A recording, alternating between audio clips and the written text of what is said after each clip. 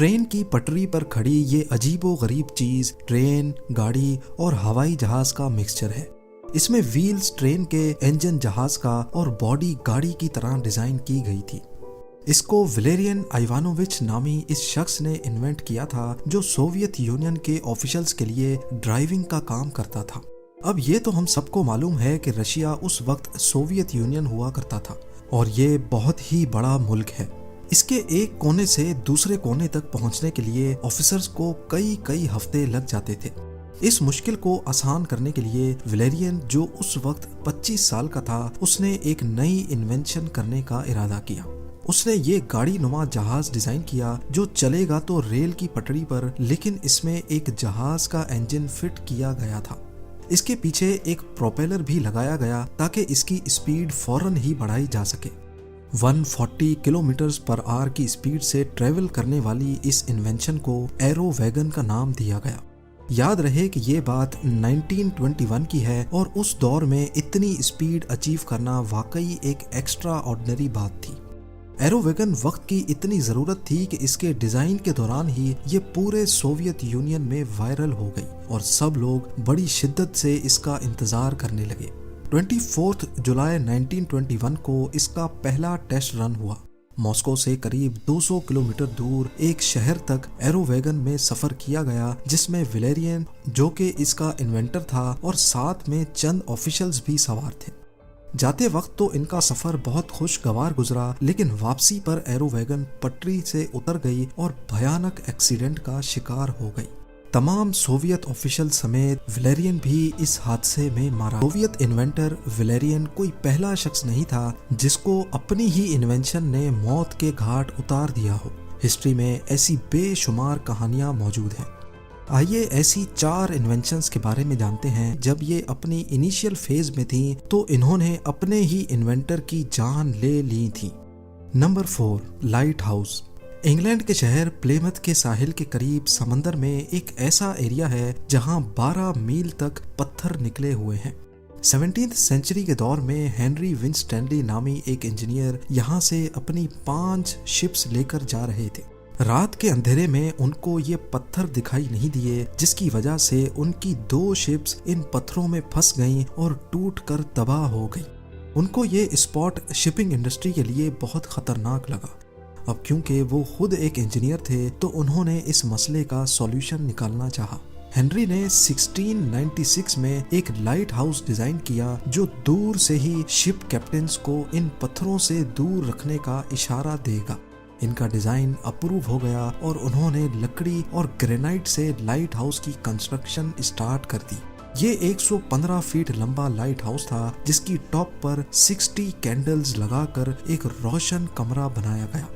अगले 7 सालों तक ये लाइट हाउस शिप्स को इन पत्थरों से बचाता रहा, लेकिन फिर एक दिन जब हेनरी लाइट हाउस में ही मौजूद था, एक तूफान आ गया। ये ब्रिटिश हिस्ट्री का सबसे बड़ा तूफान था। तेज हवाएं और समुद्री लहरें लाइट हाउस को बहा कर ले गईं। उस दिन के बाद से ना ही वो लाइट हाउस मिला और ना ही हेनरी का कोई अता पता चल सका। Number 3, leaded fuel. ये इतिहास की सबसे खतरनाक इन्वेंशन थी, जिसने इन्वेंटर को छोड़कर पूरी दुनिया में 75 लाख लोगों की जान ले ली। थॉमस मिजली ने दुनिया में पहली बार लेडेड फ्यूल इन्वेंट किया था। वो फ्यूल जो आज हम गाड़ियों में इस्तेमाल करते हैं वो अनलेडेड फ्यूल होता है, लेकिन पहले ये लेडेड फ्यूल कहलाया जाता था। इस फ्यूल में लेड केमिकल इस्तेमाल होता था, जिसकी इन्वेंशन ऑटोमोबाइल इंडस्ट्री के लिए एक बहुत बड़ा ब्रेक थ्रू थी। इस इन्वेंशन की वजह से थॉमस मिजली को कई अवार्ड्स भी मिले, लेकिन इस फ्यूल ने माहौल में, एटमॉस्फेयर में लेड की क्वांटिटी को बढ़ा दिया, जो कि जानलेवा लेड पॉइजनिंग का बायस बनी।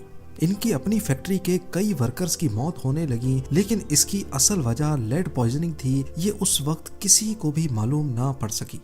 कई सालों की जांच के बाद लेडेड फ्यूल को हटाकर अनलेडेड फ्यूल से रिप्लेस तो कर दिया गया, लेकिन तब तक ये दुनिया को बहुत नुकसान पहुंचा चुकी थी। 51 इयर्स की एज में थॉमस मिजली को लेड पॉइजनिंग की वजह से पोलियो हुआ और वो बेड पर आ गए। उन्होंने अपने खुद के बेड के लिए एक पुली सिस्टम डिजाइन किया जो उनको बेड पर आसानी से सीधा बिठा देता था, वो भी बगैर किसी की मदद के। एक दिन उनके अपने ही बनाए हुए पुली सिस्टम की वायर्स उनके गले में फंस गईं और दम घुटने की वजह से उनकी मौत हो गई। नंबर 2, फ्लाइंग कार्स बड़े अरसे से साइंस फिक्शनल स्टोरीज का हिस्सा रही हैं, लेकिन अब हकीकत में ऐसी फ्लाइंग कार्स बनाई जा चुकी हैं जिन्होंने इंटरसिटी फ्लाइट टेस्ट भी पास कर लिया है। पर दुनिया की सबसे पहली फ्लाइंग कार 1970s में हैरी स्मोलिंस्की ने इन्वेंट की थी। इनको उड़ने वाली गाड़ी का इतना ज्यादा जुनून था कि इन्होंने खुद की गाड़ी बनाने का फैसला किया।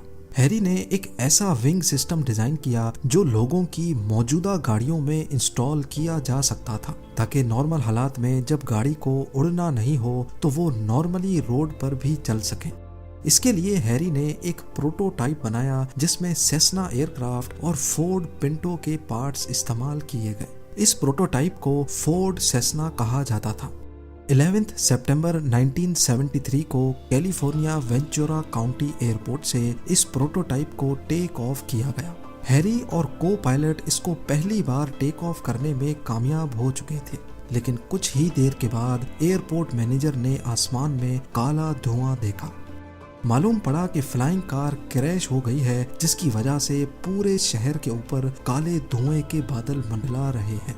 इन्वेस्टिगेशन से मालूम पड़ा कि फोर्ड सेस्ना को बनाते वक्त कुछ पार्ट्स की वेल्डिंग कमजोर थी, जिसकी वजह से ये हौलनाक हादसा हुआ।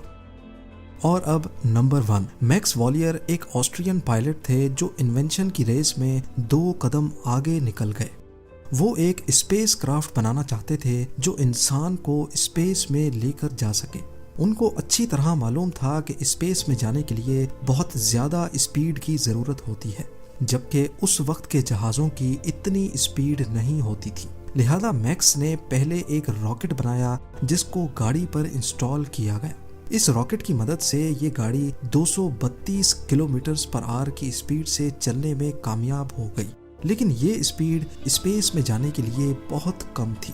मैक्स ने रॉकेट फ्यूल को चेंज करके ज्यादा तेजी से जलने वाला फ्यूल बनाने का फैसला किया।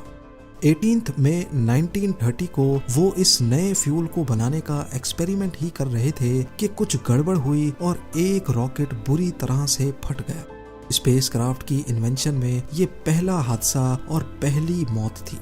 मैक्स वॉलियर अगर आज जिंदा होते तो शायद देख पाते कि जिस चीज को वो इन्वेंट करना चाह रहे थे वो अब कितनी एडवांस्ड हो चुकी है। उम्मीद है जेम टीवी की ये वीडियो भी आप लोग भरपूर लाइक और शेयर करेंगे। आप लोगों के प्यार भरे कमेंट्स का बेहद शुक्रिया। मिलते हैं अगली शानदार वीडियो में।